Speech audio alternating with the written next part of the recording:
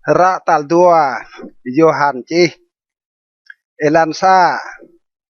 kau ke po kwam duon chi mit ke mni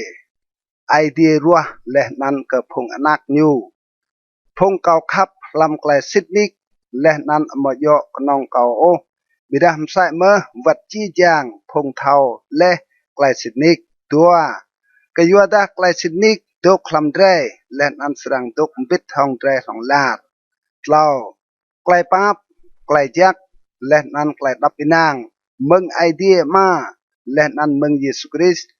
anak ma serang dok bit hong dre lam klai Sydney leh nan klai khap klai Sydney leh nan klai khap ilan pa kau hak mak itimi ma boh dada phung anak tui loi klai Sydney tui si mam ta leh kedre ma pira này kau kuh ke mini mo yo kau chi klem ta mrau ke o bidah klem ta dre mau leh meng phun deng bre dre pi khap dang dre po nam snai ching klai khap tadah dre tui loi klai nyum ta nai ching klem ta msa si te mơ leh meng phun deng bre te tui loi klai khap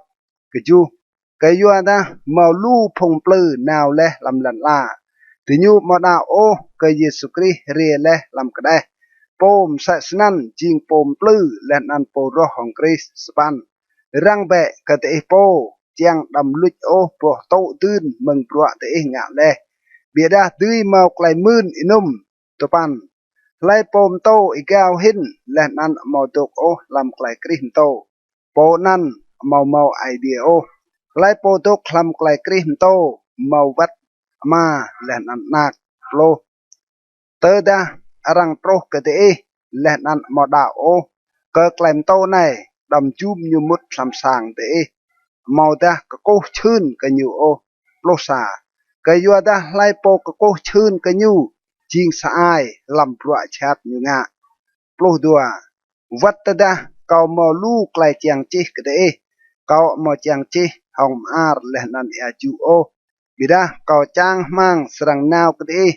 leh nan plu ram hong te nap chiang ke klai hak mak dre serang chikla ploh tlau phung anak amai